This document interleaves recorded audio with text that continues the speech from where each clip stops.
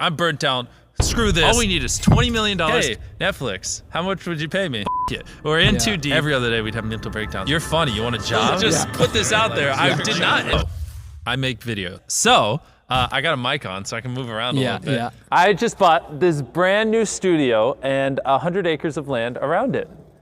This is where we're filming all our videos going. Not all, but all our indoor shoots going forward. I mean, ask me more questions. There's so much to talk about. It's impossible for me to list. How much did this cost, and how long in the making has this been? So the land around it, obviously the studio, the renovations and everything, and obviously we don't pay it all up front, but in total it'll cost over $10 million. But it's probably not a good way to start it because like there's so much explanation. People don't, it seems excessive. Why would you just buy this? You know what I mean? Like the reason we bought this is because of, you know, as I've spent the entire day explaining to you, we had office and a bigger office, then a studio, then a bigger studio, then a third studio, and then and now it's consolidating, and it's like it's a weird way to start it because now it just sounds like I'm being expensive and lavish for no reason when there's a strategic reason why, you know what I mean? But still, I'd love to work our way up, not just go, hey, look at this, because now I just seem like some dumb rich YouTuber to just stay here. You know, as I started making the videos bigger and bigger and hiring people, and I got warehouses and studios, like you get so anchored down, like, what, you're just gonna relocate all your employees to LA and buy a studio space there that costs 10 times more? Why? You know what I mean? Like, what are the negatives of being in a small town? I would argue with the internet and things like Zoom where you can talk to everyone and we're so interconnected, like there really is no need to pay 12% more tax because of, what is it, state tax in California, and then on top of that pay like 3 to 5 times more for rent and all this other stuff. It's almost silly to be there for people in our position.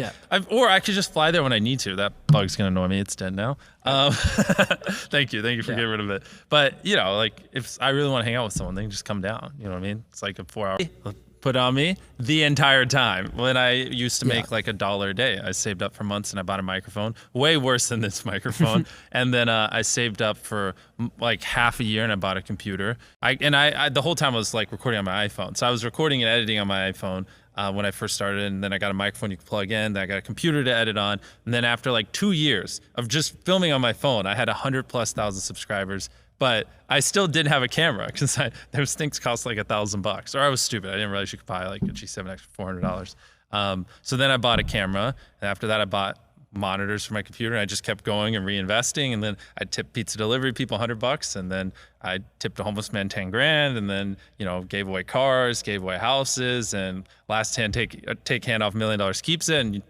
basically the entire time. So like for the last like 8 or 9 years, like every dollar I've made, I just spent it the next month on content. And I just did that every single month, and it just kept getting bigger and bigger. And here we are. Started with $100, literally like even less than that, like donating like $10 to Twitch streamers and stuff like that. But like the first real IRL one, I would order a pizza and I'd tip $100. I think I did like 3 in that video. So it's like, well, so I did my first brand deal. I'm sure you guys have heard the story, but for people that don't know, I was offered $5 grand for a video. But this was when I was like 19.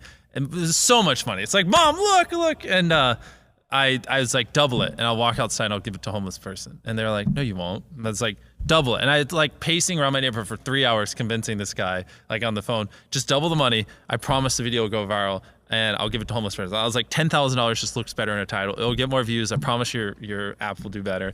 And I ended up getting $10,000 and then gave it away. And my mom's like, why don't you just give away $8,000, $9,000? Why all $10,000? I was like, Mom, it'll look better in the title. And it's just better, you know? And that's even when I was, I don't want to say poor. I don't want to over dramatize my story. Like, you know, we weren't ever the poor, but when I didn't have as much money, if I saw a homeless person, I would, you know, open my wallet and give them almost all the money I had. It's just fun, you know, because then you see the reaction, their face light up, stuff like that. And so it kind of was just something I always enjoyed, because there were so much easier ways to get views back then than like having to give away money and less stressful stuff. But I just enjoyed it. And I thought it was interesting to see people's reactions and like to try to like, they're expecting $1 and you give them 100 and they're like, oh my God, you know? Yeah. So it's just kind of like a mixture of what I thought was interesting, but also what I enjoy, if that makes sense. No. That was the biggest problem, is I thought it was a freak of nature, because like people would tell me, all you do is talk about YouTube. You're too obsessed with YouTube. Like, get a life. Like from 13 to like 19, I never met anyone who cared about YouTube, like not even an ounce. And so I was so untalkative. People thought like there was problems with me because I just wouldn't talk to anyone. Because all I would do is talk about YouTube.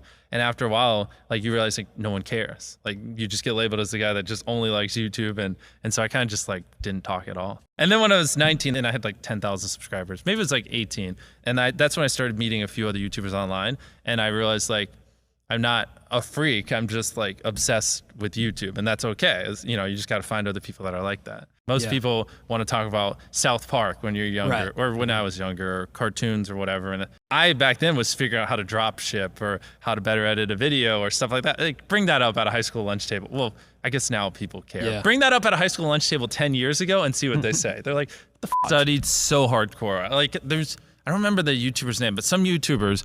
Ad revenue, he was hacked and it was leaked, and it showed that he made like 300 grand over 3 years, and I made like 2 videos on that, and I was just so shocked. I was like, guys, and I remember like telling everyone I know, and they're all like, who cares? I was like, guys, YouTubers can make money. Like I thought it was just cool to be. Did you know they can make money? I'm like a stupid teenager, like really young. I was like, how is this possible? I was like, that's so much money. That's more than like my mom makes, you know, in like so many years. And I was mind blown by it. And like I would find stuff like that and just make videos on it. Because people not really. No, there's like maybe like 2 or 3 people that would comment on each. And back then, which I think small YouTubers should do, is I would reply to every single comment. And so I think a few people caught on that I would always reply. And so some people would just be like, I wonder how long it'll take for him to reply. And like, so that was a lot of my comments when I was smaller, but at least it kept him coming back.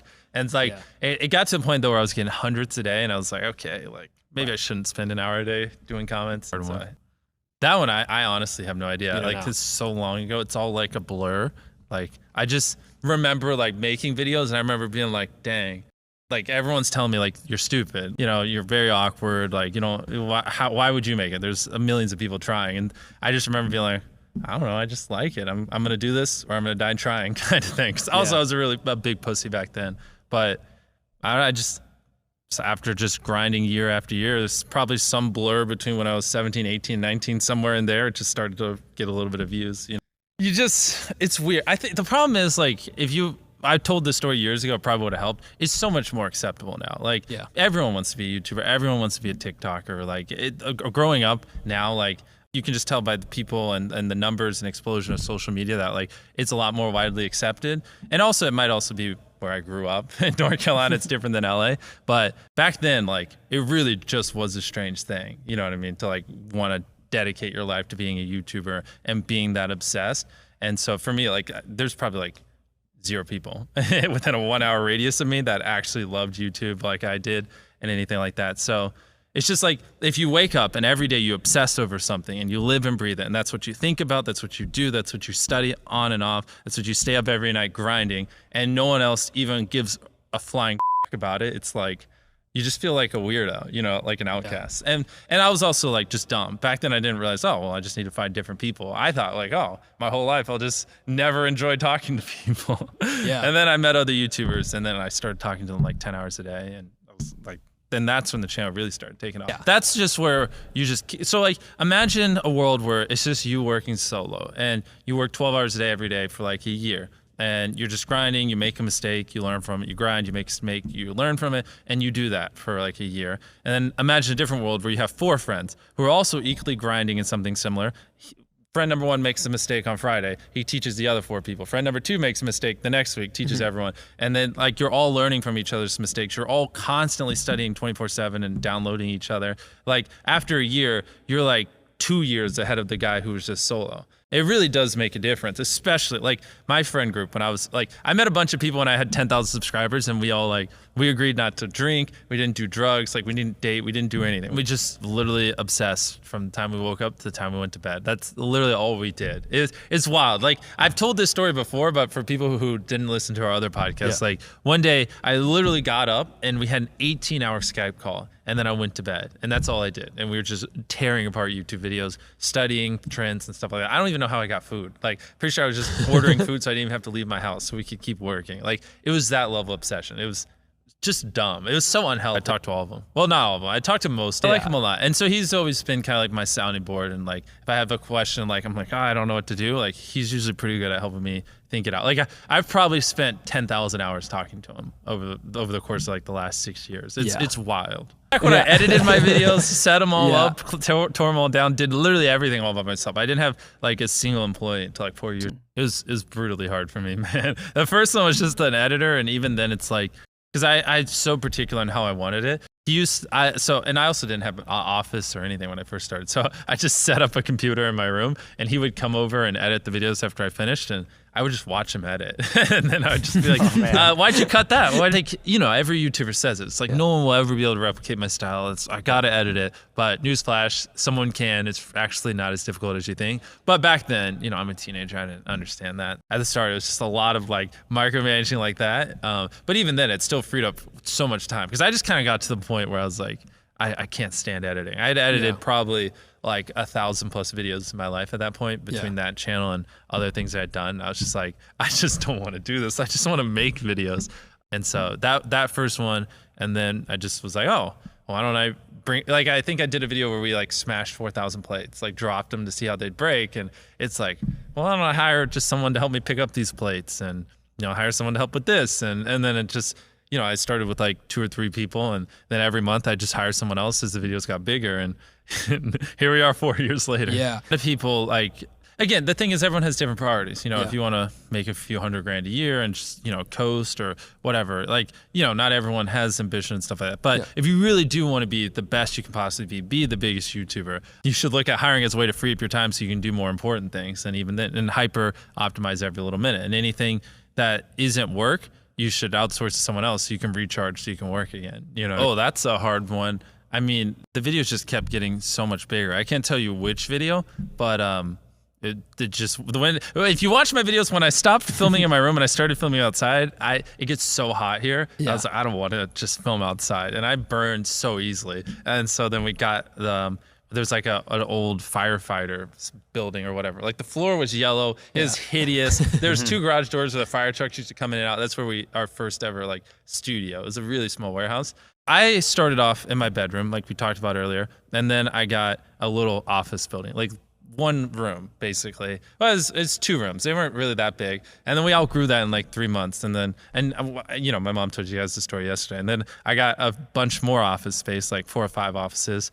And then I got like a little warehouse. Then I got a bigger warehouse. And then I got kind of like a campus, like 2 warehouses, because like the videos are getting so big, and you have to work on multiple videos at a time, because most of our videos takes months to produce, and I don't just upload 2 or 3 videos a year. So if you're working on like 5 videos at a time, and one of the videos takes up an entire warehouse, and another video takes up an entire warehouse, well, then you can't work on the other 3 because 2 warehouses are full. So then that's what led us to getting this big place, because it's so huge we can work on multiple videos here at the same time. That, just for you YouTubers that are wondering, like, how do you get to this point? Like, it's usually a slow snowball.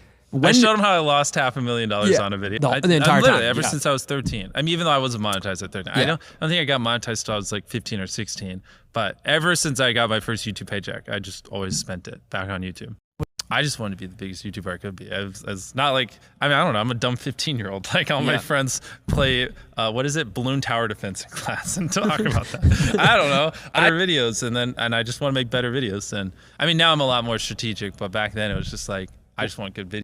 I mean, it's hard because I don't want to like overplay it. Sure. You know, I mean, it's not like I was like worrying where my next meal would come from, but we weren't the most well off. Like, it was very quickly came to a point where I was making more on like a single brand deal than my mom made an entire year. And she was like raising me and my brother and sister and stuff like that.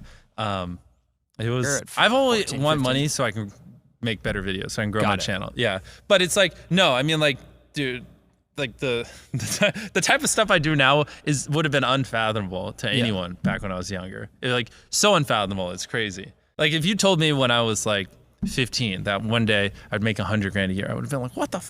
Yeah. People make that kind of money? Right. Like, I thought it was crazy that a YouTuber made like $300,000 over the course of a few years. You know what I mean? Like, it's like, it was pretty brutal. Like, you know, a few $100 was like out of this world insane back then. Well, no, I mean, at the end of the day, I could spend less per videos if I want to. I'm just focused on making the best videos possible, period. I don't care about making money. I don't care about time. I don't care about anything. I just want to make the best videos on the planet. But at any point, if I was like, oh, I need to stop losing money, I just don't spend $1 million on the next video. Just spend $100,000. You know? It's interesting too, because if I go to them, I'm like, hey, just for fun, it's like, hey, you want to give me some money to produce a TV show? And I'm like, no. It's like, oh, it's like, okay, I guess I'll just. I have no interest in doing that type of stuff, but it's funny because sometimes I poke at them to like see if they'll give me money. And I guess they just don't believe that I can do dope